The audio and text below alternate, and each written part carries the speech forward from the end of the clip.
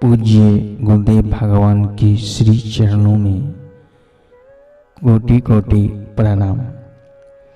आश्रम की पुस्तक दैवी संपदा। प्रातः स्मरणीय पूज्यपाद संत श्री आसाराम जी बापू के पावन सत्संग प्रवचन से भाग 2।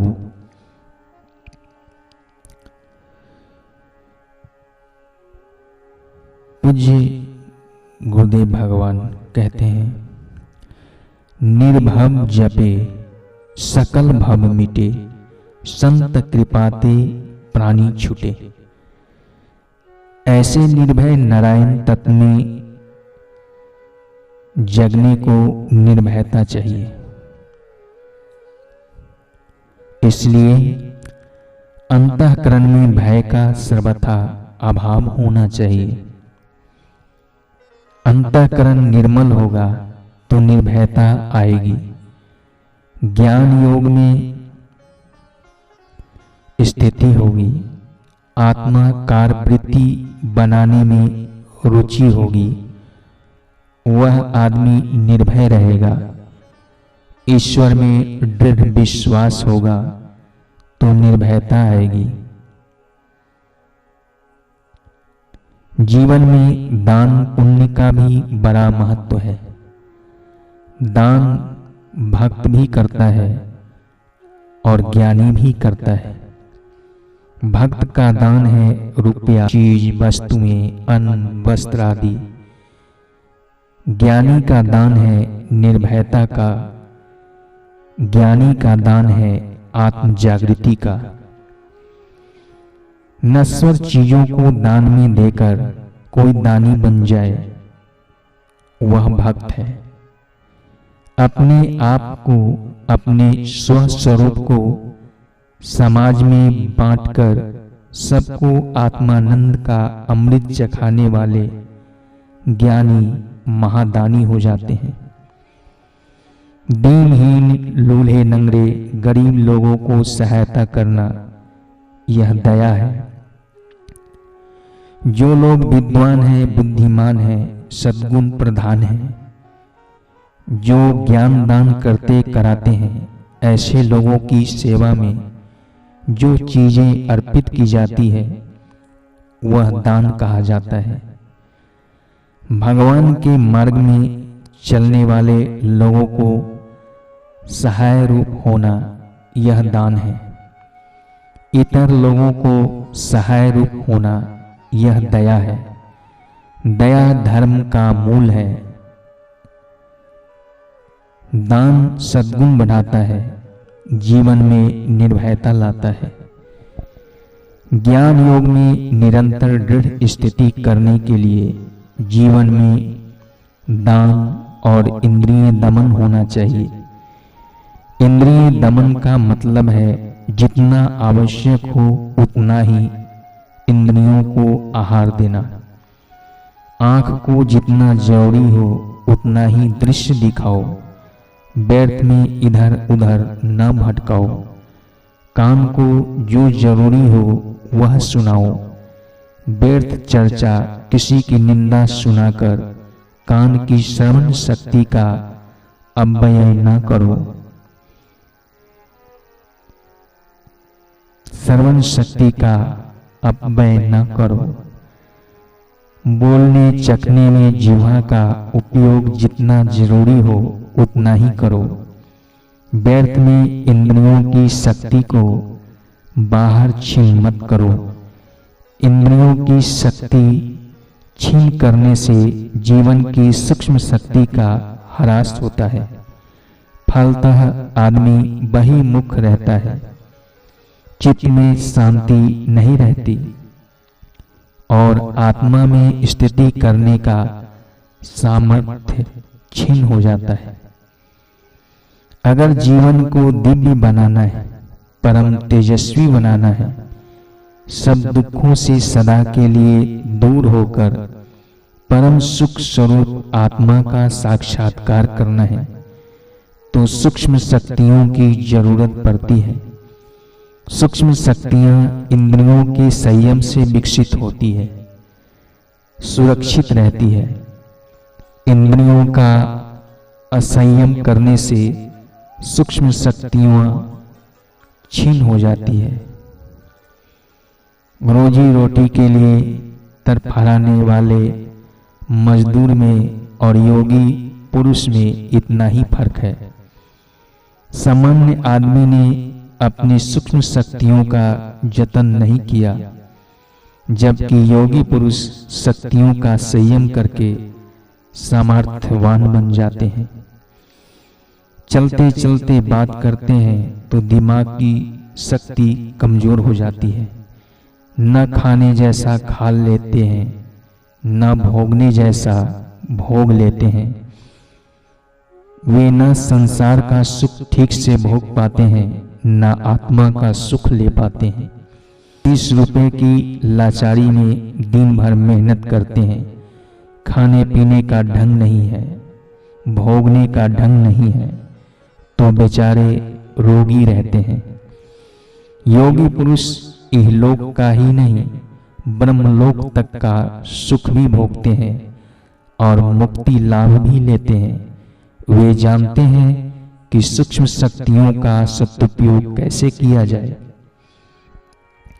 सूक्ष्म शक्तियों का संरक्षण और संवर्धन करने के लिए अपने आहार विहार में सजग रहना जरूरी है। दोपहर को भरपेट भोजन किया हो तो शाम को जरा उपवास जैसा कर लेना चाहिए। दिन भर भूखे रहे हों तो रात्रि को सोने के 2 घंटे पहले अच्छी तरह भोजन कर लेना चाहिए। भोजन के बीच में पानी पीना पुष्टिदायक है। आजीर्ण में पानी औषध है। भूखे पेट पानी पीना विष हो जाता है। खूब भूख लगी है और गिलास 2 गिलास पानी पी लिया तो शरीर दुबला पतला और कमजोर हो जाएगा।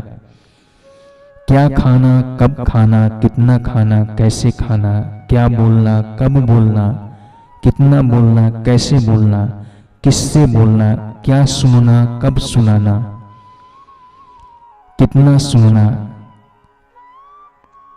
किसका सुनना, इस प्रकार हमारे सूथल सूक्ष्म सब आहार में विवेक रखना चाहिए।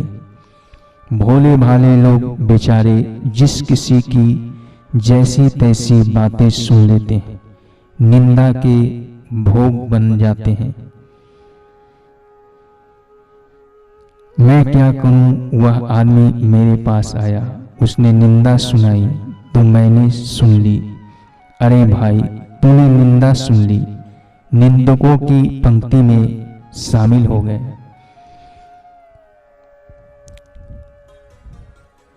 कबीरा निंदक ना मिलो, पापी मिलो हजार। एक निंदक के माथे पर लाख पापिन को भार। इस जीवन में अपना ही कर्म कट जाए तो भी काफी है। दूसरों की निंदा सुनकर क्यों दूसरों के पाप अपने सिर पर लेना। जिसकी निंदा करते हैं, सुनते हैं, वह तो आइसक्रीम खाता होगा और हम उसकी निंदा सुनकर अशांति क्यों मोल लें। कब सुनना, क्या सुनना, किसका सुनना और उस पर कितना विश्वास रखना, इसमें भी अक्ल चाहिए। अक्ल बढ़ाने के लिए भी अक्ल चाहिए, तप बढ़ाने के लिए भी तप चाहिए, धन बढ़ाने के लिए भी धन चाहिए, जीवन दाता से मिलने के लिए भी जीवन जीने का सच्चा ढंग चाहिए। जीवन में दैवी संपदा होनी चाहिए। दैवी संपदा के कुछ लक्षण बताते हुए भगवान श्री कृष्ण यह श्लोक कह रहे हैं।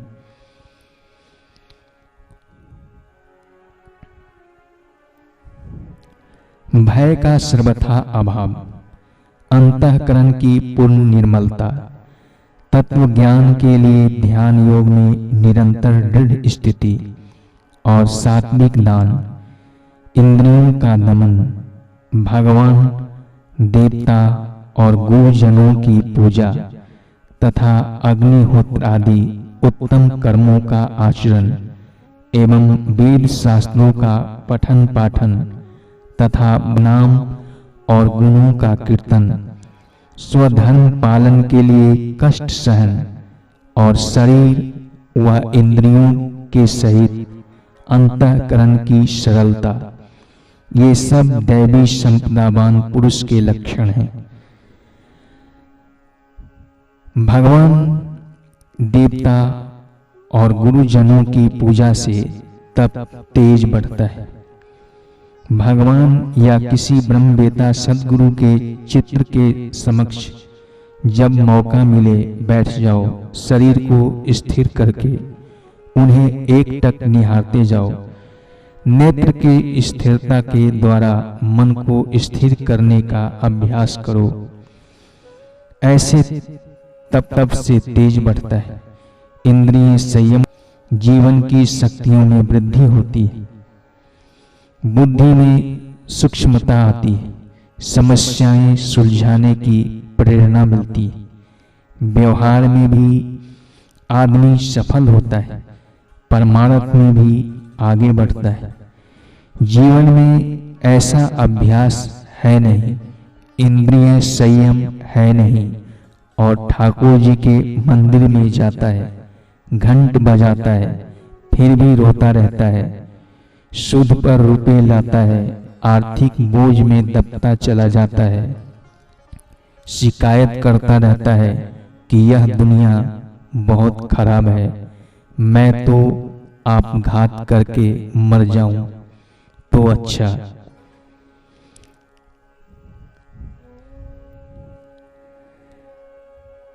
अरे डुबा दे जो जहाजों को, उसे तूफान कहते हैं। जो तूफानों से टक्कर ले, उसे इंसान कहते हैं। व्यवहार जगत के तूफान तो क्या, मौत का तूफान आए, उससे भी टक्कर लेने का सामर्थ्य आ जाए, इसका नाम है साक्षात्कार। इसका नाम है मनुष्य जीवन की सफलता।